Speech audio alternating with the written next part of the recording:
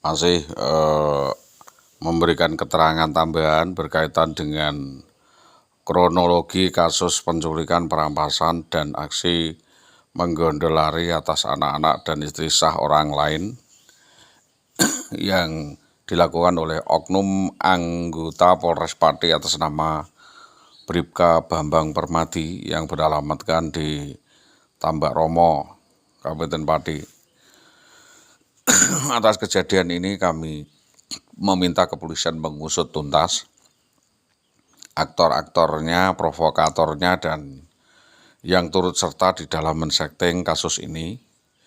Dugaan kuat berawal dari pulang atau sepulangnya saudara IWW dari Magelang, ya, dari Magelang sekira jam 8 pada hari Minggu 11/11/2011 dan hanya membawa anak, ya, Hilda waktu itu masuk ke rumah. Itu sudah seperti ada suatu gelagat yang tidak baik. Ya, saya kira ada sekitar tidak ada 10 menit, hanya 5 menit saudara IWW itu kelihatannya gelisah begitu. Lalu mengajak keluar atau mengajak saya untuk keluar makan malam. Waktu itu saya hanya pengen makan malam antara dia dengan saya saja. Tetapi dia memaksakan anaknya untuk diajak. Ya, kita langsung meluncur gitu aja. Tetapi di dalam perjalanan itu saudara IWW selalu tutut HP terus, ya, selalu mengetut HP itu terus dan menyebut nama-nama oknum polisi, anggota Dewan, AST, dan JS. Jadi intinya dia itu akan diselamatkan atau dikawin oleh anggota Dewan atau dijanjikan dikawin polisi atau dikawin oleh kepala dinas atas nama JS. Itu yang disebut-sebut 3 orang itu. Pokoknya saya akan bermasalah dengan itu jika tidak menuruti ini dan itu. Nah, sampai di Winong, ini sudah rewel, ini kelihatannya sudah ada rewel, kita seperti dikuntit oleh orang yang tidak dikenal itu. Mengajak ke Gabus. Di Gabus berhenti di depan kantor Polsek, Pak. Di sekitar toko emas itu, ya begitu juga, tutut merencanakan sebuah kejadian. Ya, kejadian itu lalu mengajak sampai ke Karaban, ya, ke Karaban akan minta makan, ya, mau makan pokoknya intinya itu. Tapi karena ada perasaan yang gak enak, saya lalu belok ke rumah Bapak Muhid dan di situ terjadi pembicaraan yang pada intinya kita berbicara soal hasil bagi dari jadinya seorang PNS. Jadi kamu jadi PNS itu uangnya dari mana, kan? Dan dari saya, kan gitu. Saya tanyakan, uang segitu banyak itu pertanggungjawaban kamu bagaimana? Uang segitu banyak itu cara kamu mengembalikannya bagaimana? Saya kan tanya begitu, Pak. Nah, dia jawab, tak bayar kabeh. Kowe rasa melu tak bayar dhewe kabeh.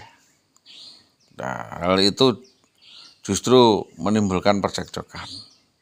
Dan itu sambil ngetut HP. Jadi diajak bicara itu sudah tidak konsentrasi dan tidak mengarah, mengetut HP terus. Intinya kelihatannya ada hubungan khusus dengan laki-laki lain, begitu. Terjadi clash and sedikit, lalu kita keluar, ya, kita keluar pulang. Nah, sepulangnya kita dihadang oleh gerombolan orang, ya, Pak. Preman-preman itu yang kita kenal adalah besut dengan seorang oknum anggota polisi atas nama Bribka Bambang Permadi itu tadi. Dan kita digeret, lalu diinterogasi dan lain sebagainya. Kata ini itu, HP saya 3 buah disita, dan lain sebagainya. HP disita dan lain-lainnya disita, dan di situ jelas ada sebuah manipulasi dan akhirnya anak dan istri saya dibawa. Ya, dibawa kabur sampai dengan hari ini. Ya, belum ada pertanggungjawaban apa dan bagaimana, apa yang dibawa, apa yang direkayasa ini. Jadi saya meminta kepolisian mengungkap seluruh kejadian, rangkaian kejadian tentang aksi brutal, arogan, anarkisme oknum polisi ini, kejadiannya di Gabus ini, agar supaya dapat diungkap, dapat dirumuskan, ya, terutama keterlibatan preman-preman di wilayah Gabus, preman-preman di wilayah Tambak Romo.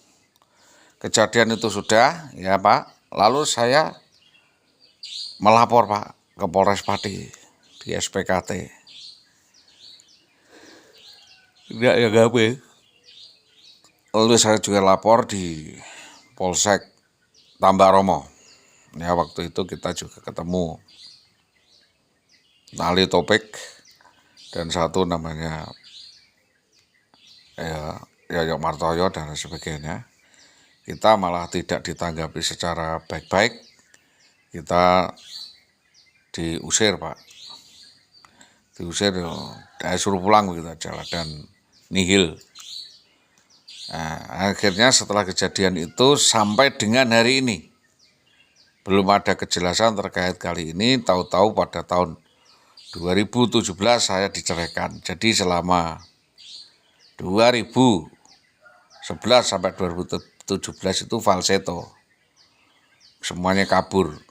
Sejak 2017 itu tahu-tahu saya diceraikan. Berarti di situ ada sebuah rekayasa. Ya pokoknya tahun hilangnya indah itu sampai dengan 2017 itu gelap.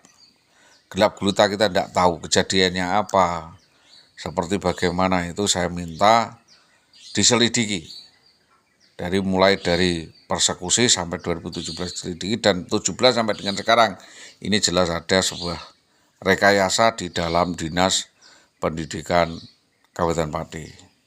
Maka dari itu besar harapan saya tetap menuntut rangkaian peristiwa ini harus senantiasa dituntut siapa saja yang terlibat merekayasa kasus ini.